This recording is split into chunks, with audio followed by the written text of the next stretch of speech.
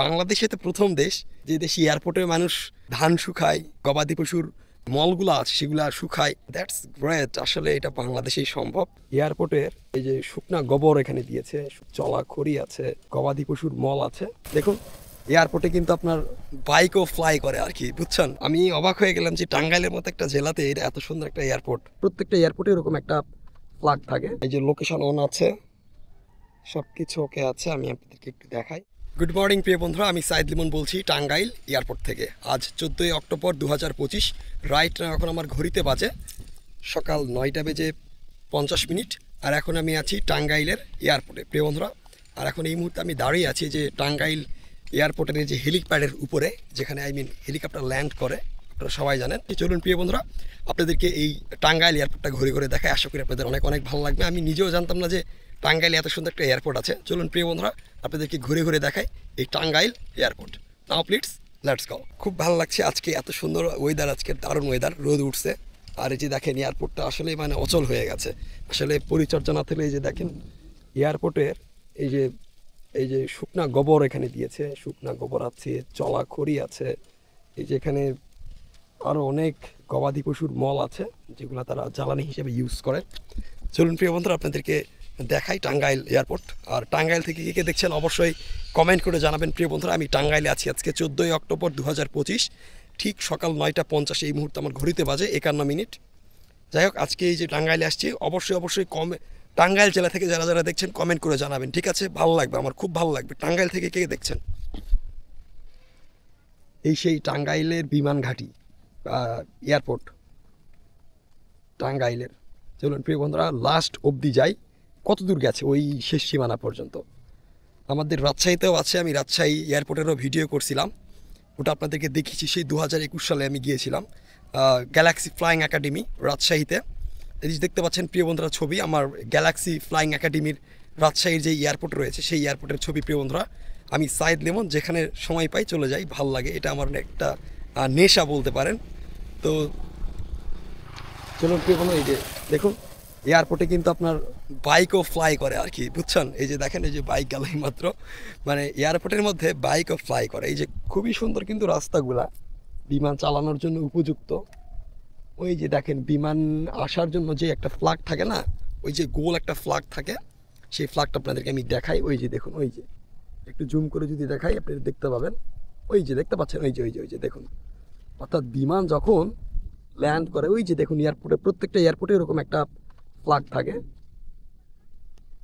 ফ্ল্যাগটার নামটা আমি জানি না কি নাম, আর আপনারা যারা জানেন অবশ্যই বলবেন যে ফ্ল্যাগটার নাম কি। ওকে, চলুন প্রিয় বন্ধুরা, আপনাদেরকে টাঙ্গাইল এয়ারপোর্টটা ঘুরে ঘুরে দেখায়। এছাড়াও টাঙ্গাইলে একটা স্টেডিয়াম আছে, আমি যদি সময় পাই অবশ্যই স্টেডিয়ামে যাব এবং আপনাদেরকে দেখাবো।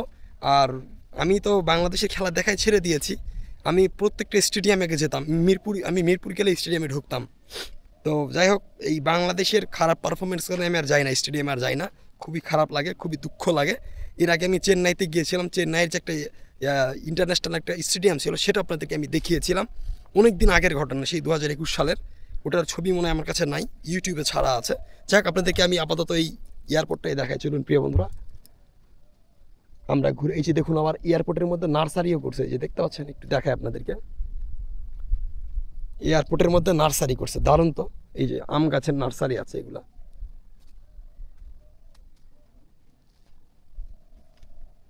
চলেন আমি ঘুরে ঘুরে দেখি কোথায় কি আছে।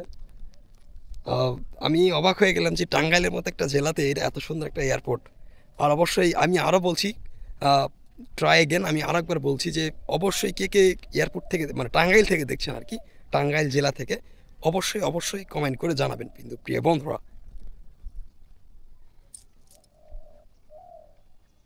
ওই যে সামনে কে জানাবার দেখছেন, দেখেন।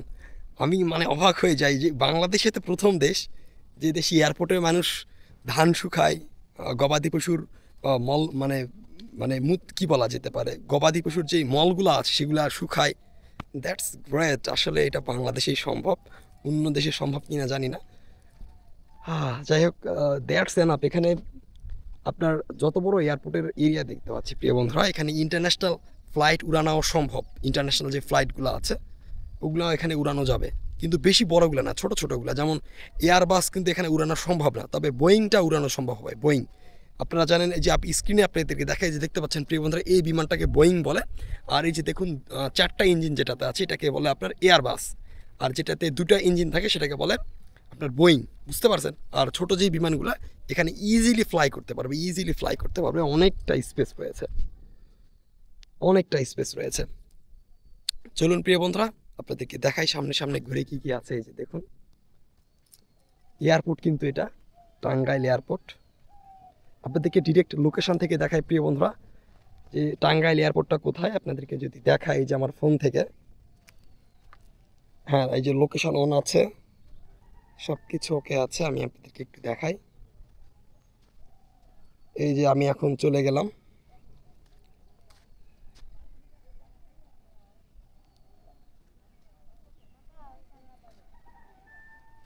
এই যে দেখেন টাঙ্গাইল, এখানে কি দেখা যাচ্ছে?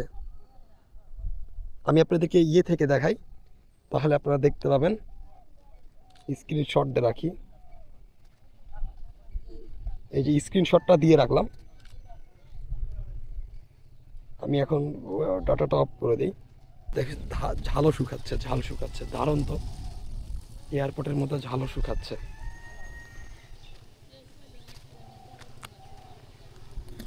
মজা না বিষয়টা? এই যে দেখেন ঝাল শুকাচ্ছে, দারুণ তো।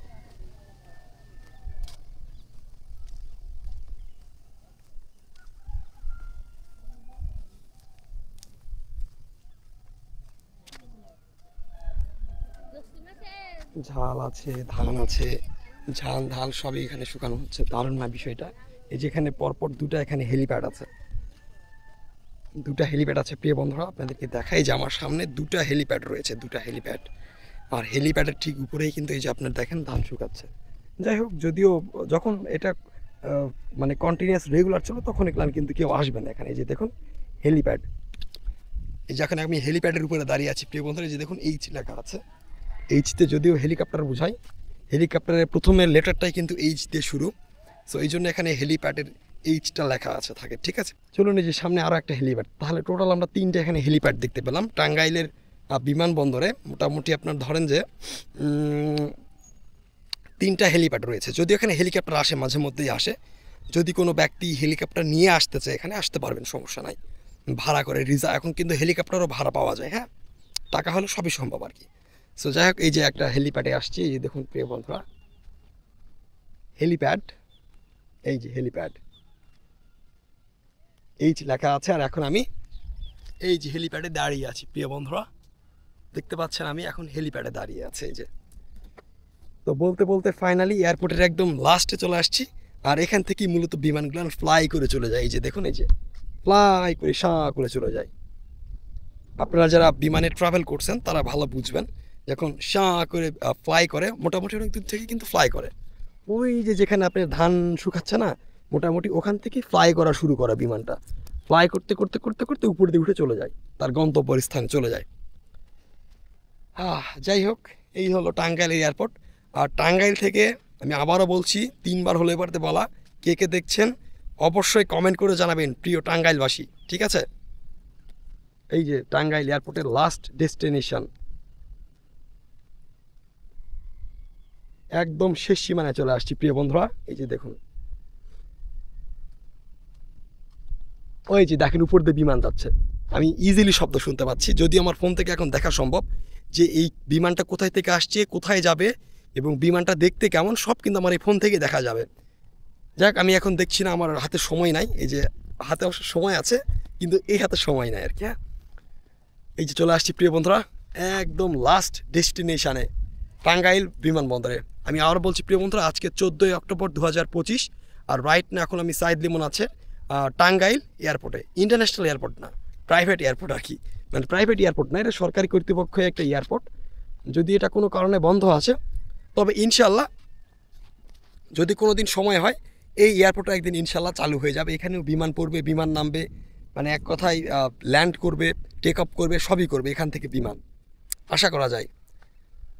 যদি এটা অনেক দিন আগেই করছে বিমান কর্তৃপক্ষ, বাংলাদেশ বিমান বাহিনী। আপনাদেরকে ঘুরে ঘুরে দেখালাম প্রিয় বন্ধুরা, অনেক বড় কিন্তু একটা রানওয়ে।